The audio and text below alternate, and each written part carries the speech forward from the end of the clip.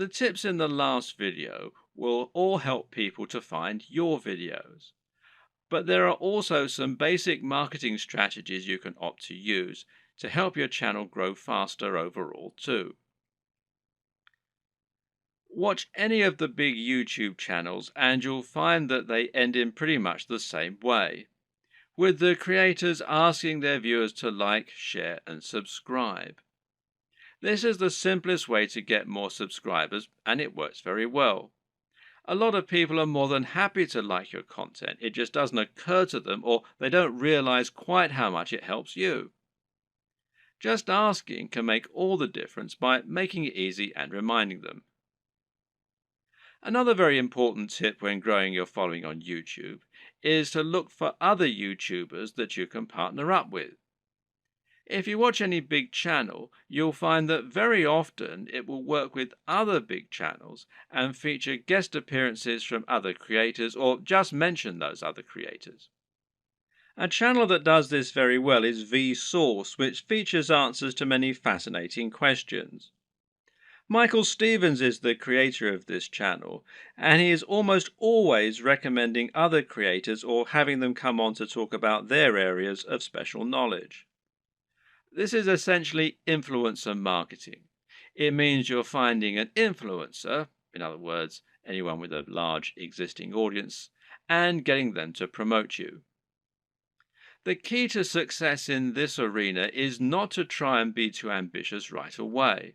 In other words, you're probably not going to get a shout out from Vsauce unless you're already pretty huge. Instead, try and find someone who is about the same size as you and in a similar niche and ask if they want to do a crossover video with you.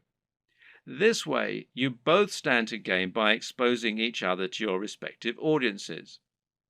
This will give you a boost in numbers, which means you can try and reach out to someone even larger next time.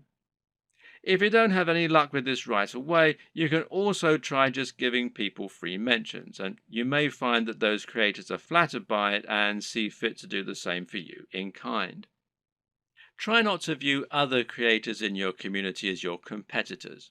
Instead, view them as colleagues and think of the niche as a community of creators. This way, you'll be able to ingratiate yourself into that community and work with them to help get yourself known while delivering something new for their viewers. Of course, YouTube's advertising platform is not just a way for you to make money. It can also be a way for you to spend money on your own adverts. This way, you can create an advert that will show at the start of other videos and bring people to your channel. This costs money though, so it's not going to be a good option unless you already have a good form of monetization set up, and that needs to be more than just advertising. If your YouTube channel is the start of an effective sales funnel that leads people to buy a high-ticket item, you can calculate your LCV, that's lifetime customer value, and then decide how much you're willing to spend on ads.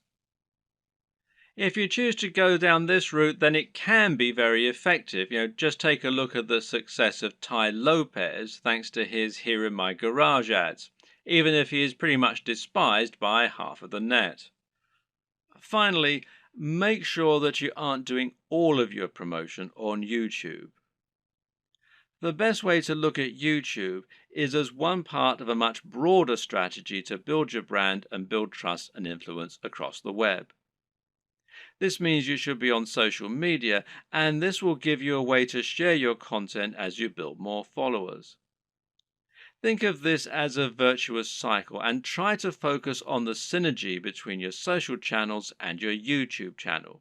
You can ask people to follow you on Twitter and Facebook in your videos, and then use Facebook and Twitter to bring more people back to your YouTube channel and hopefully get more shares among the broader network. This will help to make your brand feel more like a movement rather than a one-man show, and should help you to build genuine followers. Your blog, meanwhile, can serve a similar role, and you can use this to add additional content to your videos. This will make it easier for your videos to be found on Google and will give your fans a base where they can enjoy your content when they don't have the option of watching YouTube. The key to good branding is to be everywhere, and just because YouTube is your focus, that doesn't mean you should ignore other channels. There's an awful lot to take on board here, but the most important thing to always keep in mind is that you're aiming to provide value and to offer something different. You can be smart about the way you do this in order to minimize your work and to maximize your exposure, but the key is to be genuine, to be interesting, and to really work on the quality and production values. It's also important to be consistent and to keep plugging away. Don't expect fame to come overnight and don't expect your first video to get 1,000 views.